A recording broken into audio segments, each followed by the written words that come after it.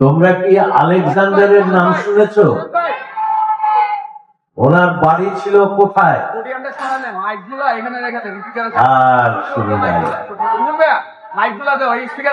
ওনার বাড়ি ছিল মেসিডোনিয়াতে। উনি বিভিন্ন দেশ জয় করতে করতে এক সময় প্রায় অর্ধেক পৃথিবীর সম্রাট হয়েছিলেন। কত বছর বয়সে জানো? মাত্র 28 বছর বয়সে তিনি সেকালের অর্ধেক পৃথিবীর সম্রাট হয়েছিল। উনি যখন পারস্য অধিকার করলেন, অধিকার করার পর তিনি পারস্যের যত অভিজাত মানুষজন ছিলেন, রাজন্যবর্গ ছিলেন, তাদের একটা ভোজ সভার আয়োজন করলেন। সবাই সেখানে উপস্থিত হলো। পারস্যের যারা জ্ঞানী, যারা পণ্ডিত, তারাও আসলেন এবং যখন খাবার পরিবেশন করা হতে লাগলো, তখন আলেকজান্ডার সবার সঙ্গে অত্যন্ত বিনয়ের সঙ্গে, অত্যন্ত ভদ্রতার সঙ্গে, অত্যন্ত সৌজন্যের সঙ্গে কথাবার্তা বলতে লাগলেন।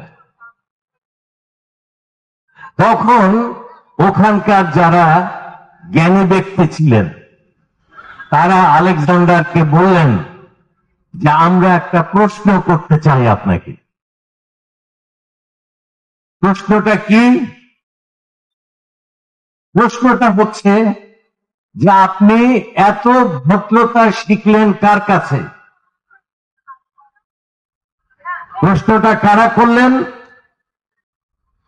পারস্যের জ্ঞানী ব্যক্তিরা আলেকজান্ডারকে প্রশ্ন করলেন যে আপনি যে আমাদের সঙ্গে এত ভদ্রতা করে কথা বলছেন, এত ভদ্রতা আপনি শিখলেন কার কাছ থেকে?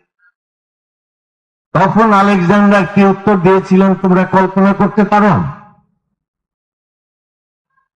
আলেকজান্ডার বললেন, আমি এই ভদ্রতা শিখেছি, এই আদব শিখেছি বেয়াদবের কাছ থেকে।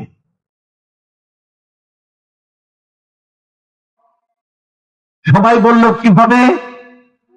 উনি বললেন যে বেয়াদব যা করে আমি সেটা করি না। তুমি যদি ভালো হতে চাও, তুমি কি করবে না?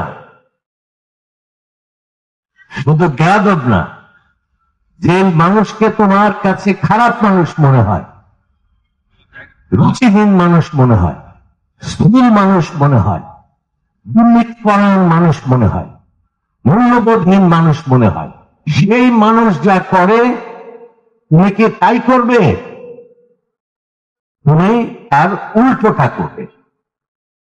তোমাদের চারপাশে খারাপ মানুষের সংখ্যা গুণে শেষ করা যাবে না। সব সময় দেখবে যে তোমরা ভালো কিছু তাদের উল্টো কিছু করতে পারো কিনা। আর একটা কথা বলে শেষ করব, কারণ মেয়র মহোদয়কে এখনই চলে যেতে হবে। কথাটা হলো, একটা ছাগলের মা কি কখনো তার বাচ্চাটাকে বলে, বাচ্চাকে কি, বাচ্চাটাও কি ছাগল না? একটা বাচ্চা ছাগলের মা ওই বাচ্চাটাকে কি বলে যে তুই একটা ছাগল হোস? এই কথা বলে? একটা গাধার মা ওই গাধাকে কি বলে যে তুই একটা গাধা হোস? কিন্তু একটা মানুষের মা তার সন্তানকে বলে, কি বলে? মানুষ হোস। কারণ মানুষ একরকম না, মানুষ দুই রকম। ছাগল একরকম, গাধা একরকম, কিন্তু মানুষ দুই রকম। উচ্চতর মানুষ আর নিম্নতর মানুষ। তো তোমরা কি নিম্নতর মানুষ হতে চাও? কি হতে চাও? উচ্চতর মানুষ হতে চাও, যার নাম আমরা দিয়েছি আলোকিত মানুষ।